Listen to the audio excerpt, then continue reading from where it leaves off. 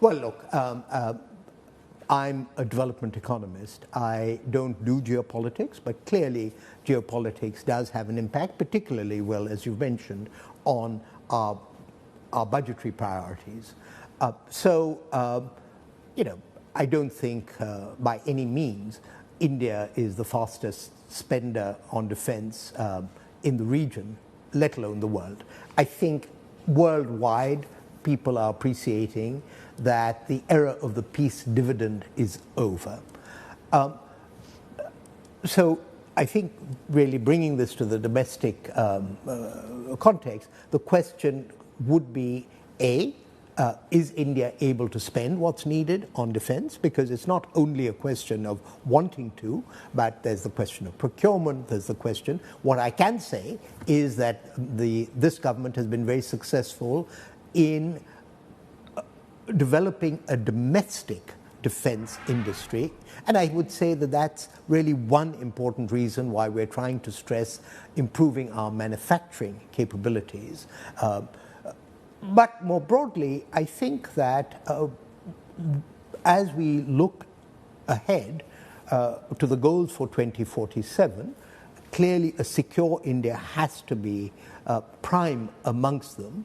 But I think we are also trying to fashion the elements of a safety net so that as shocks from the world impact on India, and they will, that there are mechanisms. An example was how India reacted to COVID. So we were in a position, because we had the food stocks and because technology gave us the delivery system, to give free food to 800 million Indian citizens.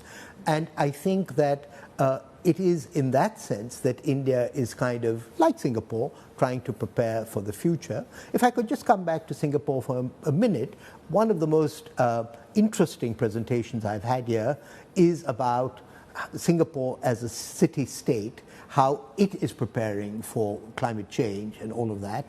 And frankly, a lot of the future for India is going to be in improving the quality of its cities and making them better engines for economic growth. Mr. Bery, we're running out of time. A lot of analysts come up to me and ask me about the elections this year.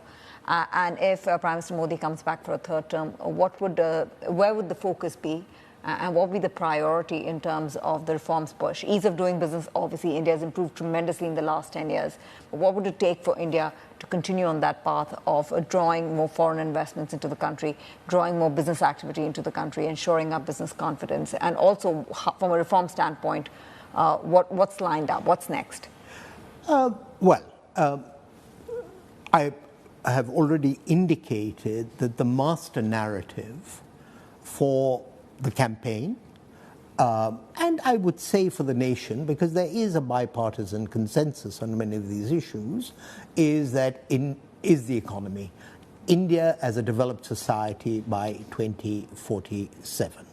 Now, with respect to the post-election agenda, I don't want to count chickens before they're hatched, but I think that the broad outlines have been made clear, which is increased global integration, but not at any price, and not at the price of weakening, as it were, your domestic capabilities. And this is not just India. The US is going that way, Europe is going that way, but this is uncharted territory. What I can say, based on, as it were, the expert management of the G20, is that India's development trajectory will not and cannot be a cookie cutter of how China grew, how the rest of East Asia grew. It's going to be much more digitally focused. It's as it were, the whole job story is going to have to be different, and that is really where I come in and where my roaming the world, and